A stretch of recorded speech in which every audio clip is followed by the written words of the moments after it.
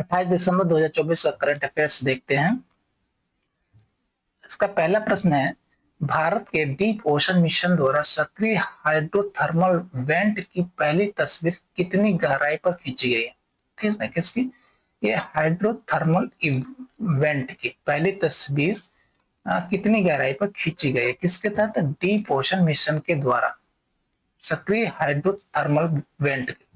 ए 4,500 metre की गहराई पर, बी 3,800 मीटर की गहराई पर, सी 5,200 मीटर की गहराई पर, या डी 6,000 मीटर की गहराई पर। कितने गहराई पर ये इसका किया गया है इसके? तो ये है 4,500 मीटर की गहराई पर इसका खींची गई, इसकी तस्वीर, पहली तस्वीर खींची गई। किसकी? सक्रिय हाइड्रोथर्मल वेंट की पहली।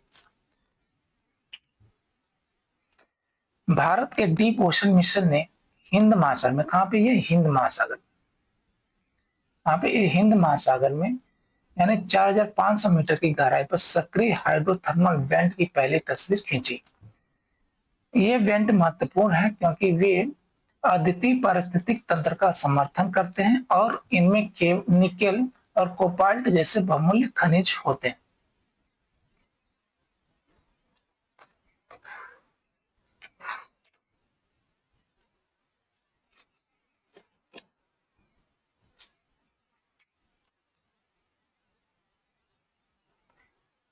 यह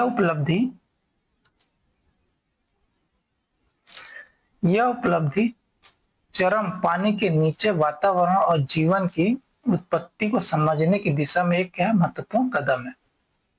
ठीक है, हाँ, चरम पानी।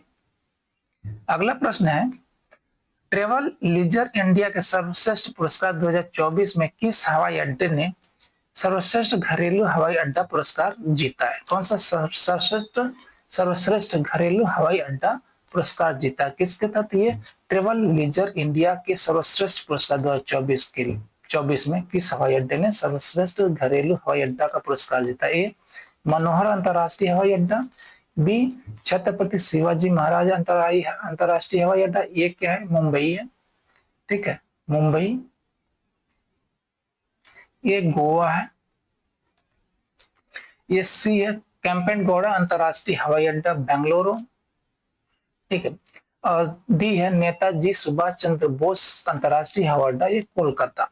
ठीक है, इसमें से किसने सर्वश्रेष्ठ घरेलू हवाई अड्डा का पुरस्कार जीता है? तो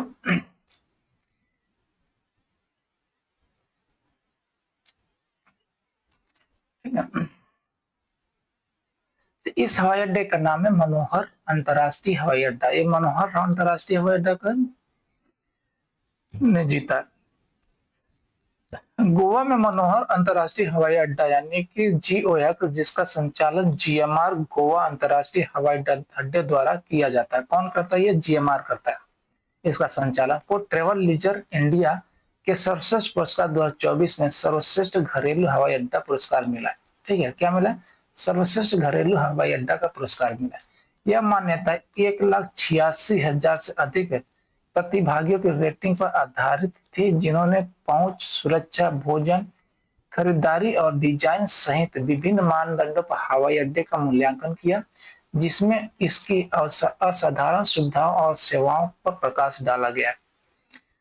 अगला प्रश्न है, किस देश ने अपने पहले मार्बर्ग वायरस रोग MVD प्रकोप की समाप्ति की घोषणा की है? ए युगांडा, बी केन्या, सी तंजानिया, या डी रवांडा। तो ये कौन है? ये इस कौन सा देश है? तो ये है रवांडा। कौन सा? ये रवांडा है। ठीक है, जिसने पहला मार्बर्ग वायरस रोग MVD प्रकोप को समाप्ति की घोषणा की। रवांडा ने 42 दिवसीय अवलोकन अवधि के दौरान कोई नया मामला सामने नहीं आने के बाद अपने पहले मार्बर्ग वायरस रोग यानी कि MVD प्रकोप की समाप्ति की घोषणा की। 27 दिसंबर 2024 को शुरू हुए इस प्रकोप की परिणाम स्वरूप 66 पुष्टि मामले और 15 मौतें हुई थी। तो 27 सितंबर 2024 को शुरू हुए। इस पर कब शुरू था? 27 सितंबर 2024 को शुरू हुआ। उसके फलस्वरूप 66 पुष्टि मामले सामने आए, 66 मामलों की पुष्टि हुई और क्या 26 या 15 मौतें हुई थी। मार्बर्ग वायरस, जिससे पहले मार्बर्ग रक्तस्राव बुखार के नाम से जाना जाता था। कौन सा ये? रक्तस्राव बुखार के नाम से जाना था, मार्बर्ग रक्तस्राव। एक गंभीर और अक्सर जानलेवा बीमारी है और रवांडा की सफल रोकथाम सार्वजनिक स्वास्थ्य प्रबंधन में एक महत्वपूर्ण उपलब्धि है इसको खत्म करना। अगला प्रश्न है, NABL QCI के अध्यक्ष के रूप में किससे नियुक्त किया गया? ए प्रोफेसर सुब्बाना अयप्पन को, बी डॉक्टर संदीप शाह को, सी डॉक्टर रमेश कुमार को या डी डॉक्टर विक्रम सिंह को? किसको नियुक्त किया गया है? NABL QCI का अध्यक्ष किससे नियुक्त किया गया है? तो ये अध्यक्ष हैं, ये संदीप शाह को। किसको नियुक्त किया गया? ये संदीप शाह को नियुक्त किया गया है। डॉक्टर संदीप शाह स्वास्थ्य सेवा और निदान में 35 से अधिक वर्षों की विशेषज्ञता वाले एक अत्यधिक अनुभवी पेशेवर को NABL अंतर्राष्ट्रीय परीक्षण और अंशांकन प्रयोगशाला के लिए प्रत्यायन बोर्ड के अध्यक्ष के रूप में नियुक्त किया गया है। ठीक है, NABL के अध्यक्ष के रूप में नियुक्त किया गया। उन्होंने प्रोफेसर सुब्बाना अयप्पन का स्थान लिया। किसका स्थान लिया? सुब्बाना अयप्पन का। प्रोफेसर सुब्बाना अयप्पन का स्थान लिया। NABL वैश्विक प्रतिस्पर्धा और उपभोक्ता सुरक्षा सुनिश्चित करने के लिए परीक्षण और क्या अंशांकन प्रयोगशाला को मान्यता देने के लिए जिम्मेदार है। किसके लिए? परीक्षण और अंशांकन प्रयोगशाला को मान्यता देने के लिए जिम्मेदार है।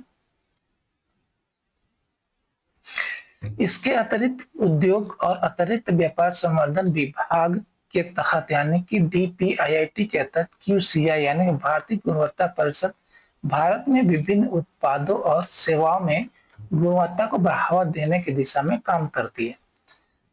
अगला प्रश्न है, भारत नेपाल संयुक्त सैन्य अभ्यास सूर्य किरण किसके बीच? सूर्य किरण का 18वां संस्करण कहाँ आयोजित किया गया?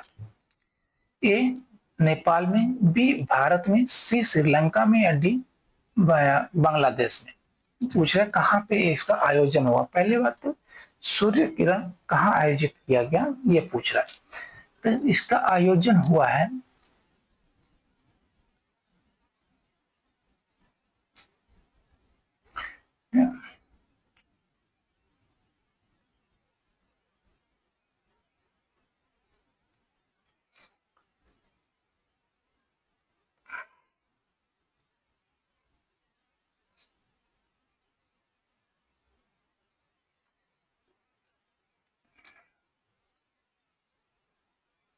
इसका आयोजन हुआ कहाँ पे? नेपाल में। नेपाल में हुआ। नेपाल में भी कहाँ पे हुआ इसको हम देखते हैं। भारत और नेपाल कहाँ पे? साल झंडी में हुआ। कहाँ पे? साल झंडी में हुआ है, नेपाल की साल झंडी में। भारत और नेपाल के बीच संयुक्त सैन्य अभ्यास सूर्य किरण का अभ्यास 18वां संस्करण। कौन सा संस्करण? ये 18वां संस्करण नेपाल के सल झंडी में हुआ। सल झंडी में हुआ। इस अभ्यास में 11वीं गोरखा राइफल के नेतृत्व में भारतीय सेना के 334 कर्मी और नेपाल सेना की श्रीजंग बटालियन शामिल थी। यानी भारतीय सेना के कितने कर्मी शामिल थे? ये 334 और नेपाल सेना की श्रीरंग बटालियन शामिल थी।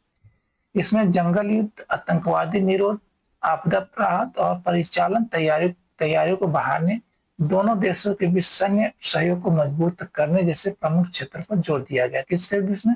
आपदा राहत, आतंकवाद विरोध, जंगल युद्ध और परिचालन तैयारियों को बढ़ाने के लिए।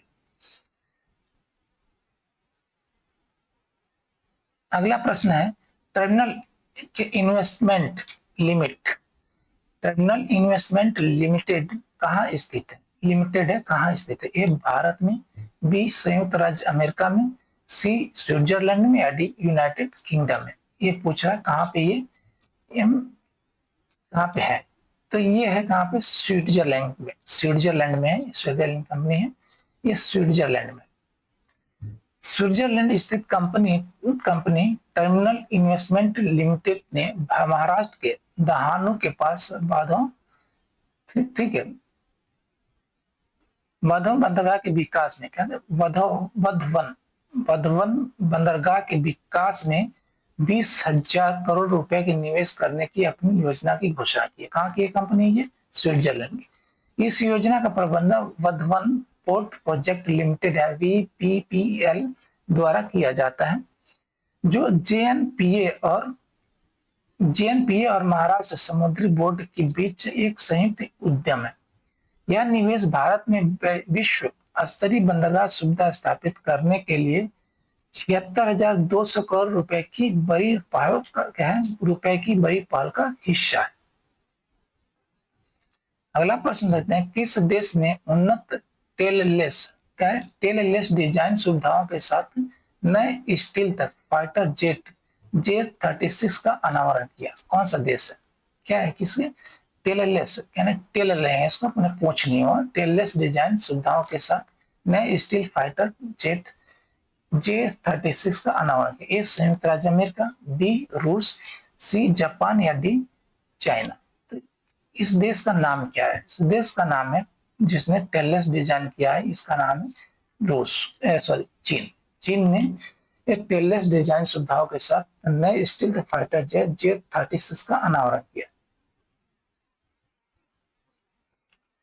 चीन ने J-36 एक अगली पीढ़ी का स्टील्थ फाइटर जेट पेश किया है, जो टेललेस डिजाइन और बेहतर स्टील्थ सुविधाओं की इस विशेषता है, जिससे रडार सिस्टम द्वारा इसका पता लगाना कठिन हो जाता है। यह विमान चीन की व्यापक सैन्य आधुनिकीकरण रणनीति का हिस्सा है, जिसका उद्देश्य अपनी हवाई लड़ाकू क्षमताओं को बढ़ाना है।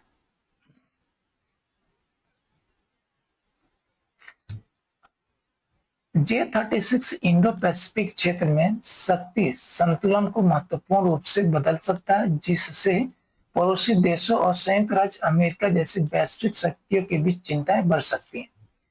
इसकी उन्नति को रणनीतिक रूप से महत्वपूर्ण क्षेत्रों में अमेरिका और सहयोगी बलों के प्रभुत्व को चुनौती देने के प्रत्यक्ष प्रयास के रूप में देखा जाता है। अगला प्रश्न है, कौन सा देश 2019 और 2023 के बीच अफ्रीका में नई व्यावसायिक परियोजनाओं में सबसे बड़ा निवेशक बन गया है? देश पूछ रहा है। ए यूनाइटेड किंगडम, बी फ्रांस, सी UAE या डी चीन। तो ये कौन सा देश है 2019 और 20 के बीच अफ्रीका में नई व्यावसायिक परियोजनाओं में सबसे बड़ा निवेशक बन गया? निवेशक पूछ रहा है सबसे बड़ा अफ्रीका में। तो इस देश का नाम है, कौन है? UAE। कौन सा? UAE है। ये UAE है। UAE अफ्रीका में नई व्यावसायिक परियोजना में सबसे बड़ा निवेशक बनकर उभरा, जिसने 2019 और 20 के बीच $110 बिलियन का निवेश किया। कितना का? $110 बिलियन का निवेश किया। इसमें अक्षय ऊर्जा पहलों के लिए समर्पित $72 बिलियन शामिल है। कितना? 72 बिलियन। UAE का निवेश यूके, फ्रांस और चीन जैसे प्रमुख खिलाड़ियों के योगदान से आगे निकल गया है, जो अफ्रीका के आर्थिक और सतत विकास परिदृश्य में इसकी महत्वपूर्ण भूमिका को दर्शाता है।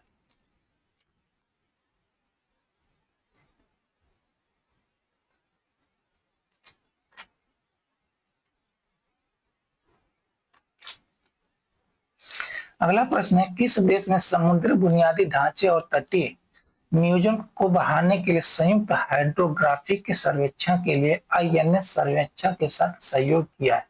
ठीक है, देश पूछ रहा है, किस देश ने समुद्री बुनियादी ढांचे और तटीय नियोजन को बढ़ाने के लिए संयुक्त हाइड्रोग्राफिक सर्वेक्षण के लिए, किसके लिए? संयुक्त हाइड्रोग्राफिक सर्वेक्षण के लिए INS सर्वेक्षक के साथ सहयोग किया है। ये INS सर्वेक्षक है। ठीक है, ए मॉरिशस ने, बी सेशल्स ने, सी मालदीव ने या डी श्रीलंका ने। किस देश ने सहयोग किया है इसके साथ में? तो इस देश का नाम है मॉरिशस। कौन है ये? मॉरिशस। मॉरिशस ने INS सर्वेक्षक के साथ सहयोग किया है, पार्टनरशिप है। INS सर्वेक्षक ने मॉरिशस में एक संयुक्त हाइड्रोग्राफिक सर्वेक्षण किया, जो तकनीकी आदान प्रदान और प्रशिक्षण को बढ़ावा देने के लिए पोर्ट लुइस पहुंचा। इस सर्वेक्षण का उद्देश्य मॉरिशस के समुद्री बुनियादी ढांचे, संसाधन प्रबंधन और तटीय नियोजन में सहायता करना है। अगला प्रश्न सॉरी, यह यात्रा भारत के सागर यानी कि क्षेत्र में सभी के लिए सुरक्षा और विकास दृष्टिकोण पर प्रकाश डालती है। किस पर डालती है? सागर दृष्टिकोण पर प्रकाश डालती है और भारत और मॉरिशस के बीच समुद्री सहयोग को मजबूत करती है। इसका मजबूत करती है, ठीक है, समुद्री सहयोग को मजबूत करती है। क्षेत्रीय सुरक्षा और विकास में क्या घनिष्ठ संबंधों और सहयोग को बढ़ावा देती है। क्या देती है? क्षेत्रीय सुरक्षा और विकास में घनिष्ठ संबंधों और सहयोग को क्या बढ़ावा देती है। अगला प्रश्न है जीएसटी अधिनियम,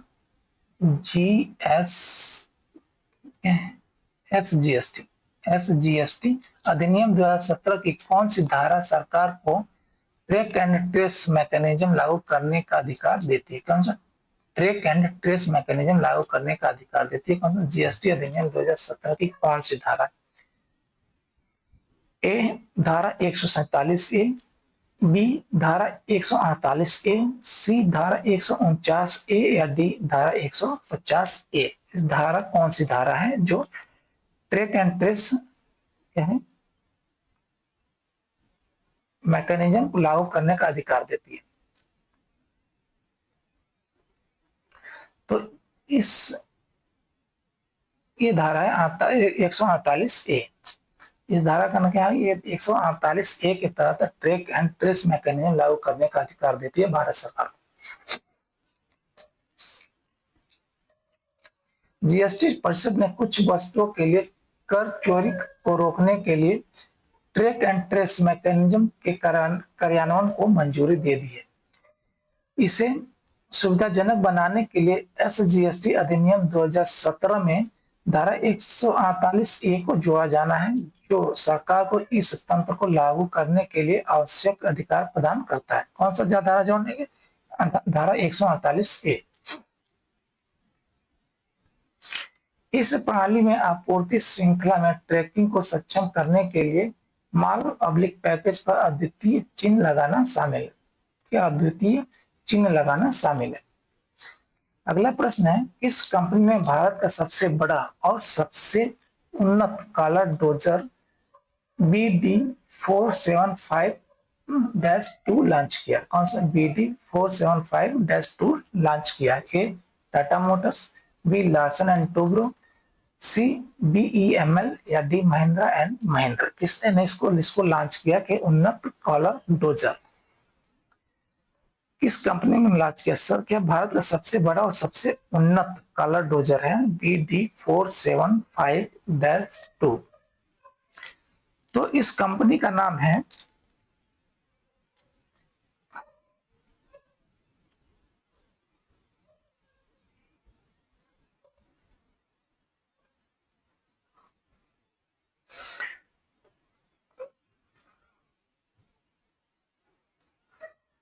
इस कंपनी का नाम है BEML, यानी कि BEML है जिसने कॉलर डोजर BD475-2 का लॉन्च किया है। BEML यानी भारत अर्थ मूवर्स लिमिटेड, क्या है इसका फुल फॉर्म? भारत अर्थ मूवर्स लिमिटेड ने भारत का सबसे बड़ा और सबसे उन्नत क्या क्रॉलर डोजर BD475-2 लॉन्च किया। क्रॉलर है, कॉलर बोला है, क्रॉलर क्या? क्रॉलर क्या? 100 टन की यह मशीन 950 HP, ठीक है, कितना? 950 हॉर्स पावर का कमिंस QST30 इंजन द्वारा संचालित है और इसे कोलार गोल्ड फील्ड सुविधा में इन हाउस डिजाइन किया गया। कहाँ पे? इसे कोलार गोल्ड फील्ड सुविधा में, कोलार गोल्ड फील्ड सुविधा में इसको डिजाइन किया गया है। अत्याधुनिक तकनीक को टिकाऊपन के साथ मिलाकर डोजर का उद्देश्य खनन कार्यों में दक्षता बढ़ाना है, जो भारत में औद्योगिक अनुप्रयोगों के लिए भारी मशीन के निर्माण में BEML के नेतृत्व को प्रदर्शित करता है।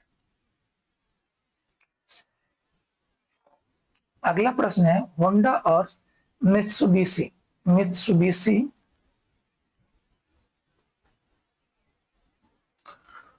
होंडा और मित्सुबिशी के साथ विलय वार्ता में कौन सी ऑटोमेकर शामिल है? कौन सा ऑटोमेकर पूछ रहा है, ऑटोमेकर कौन से साले होंडा और मित्सुबिशी के साथ विलय वार्ता में कौन सी ऑटोमोटर शामिल है जिसका लक्ष्य दुनिया की तीसरी सबसे बड़ी ऑटोमेकर कंपनी बनना है? ए टोयोटा, बी निशान, सी फोर्ड या डी हुंडई। तो इस कंपनी का नाम क्या है जो ऑटोमेकर है? ठीक है, इसका नाम है ये होंडा का नाम ये होंडा है, सॉरी होंडा नहीं है, ये निशान है। कौन सा? ये निशान। होंडा, निशान और मित्सुबिशी ने होंडा, निशान और मित्सुबिशी ने 2026 तक विलय के लिए चर्चा शुरू की है जिससे संभावित रूप से 8 बिलियन वार्षिक बिक्री के साथ $50 बिलियन की कंपनी बन सकती है। कितने का? $50 बिलियन की कंपनी बन सकती है। यह सहयोग विलय की गई इकाई को टोयोटा और क्या है VW समूह के बाद वैश्विक स्तर पर तीसरी सबसे बड़ी वाहन निर्माता कंपनी बन सकता है। अंतिम समझौता का लक्ष्य जून 2025 है, यानी कि अंतिम समझौता होगा जून 2025 में होगा। अगला प्रश्न है भारत ने किस देश के LNG ईंधन, क्या है LNG, ठीक, LNG ईंधन टैंक आयात में डंपिंग रोधी जांच शुरू किया? किसमें? डंपिंग रोधी। भारत ने किस देश के LNG ईंधन टैंक आयात में डंपिंग रोधी जांच शुरू की? ए जापान के, बी दक्षिण कोरिया के, सी संयुक्त राज्य अमेरिका के, या डी चीन के। तो ये ठीक है, तो ये क्या है? चीन के आयात। ठीक है, ये चीन के जो भी LNG ईंधन टैंक आएंगे उनका डंपिंग रोधी जांच होगा। भारत ने चीन से आयातित LNG ईंधन टैंकों में डंपिंग रोधी जांच शुरू की है। व्यापार उपचार महानिदेशालय यानी DGTR के नेतृत्व में यह जांच आइनॉक्स इंडिया लिमिटेड की एक शिकायत के बाद की गई। कितने शिकायत की? आइनॉक्स इंडिया लिमिटेड ने शिकायत की, उसके बाद जांच शुरू की, जिसमें सस्ते आयात के कारण घरेलू उद्योग को महत्वपूर्ण भौतिक क्षति का हवाला दिया गया था। किसमें? सस्ते आयात के कारण घरेलू उद्योग को महत्वपूर्ण भौतिक क्षति का, यानी जो भौतिक क्षति हो रही थी उसका हवाला दिया गया था। यह एंटी डंपिंग शुल्क लगाकर चीन से सस्ते आयात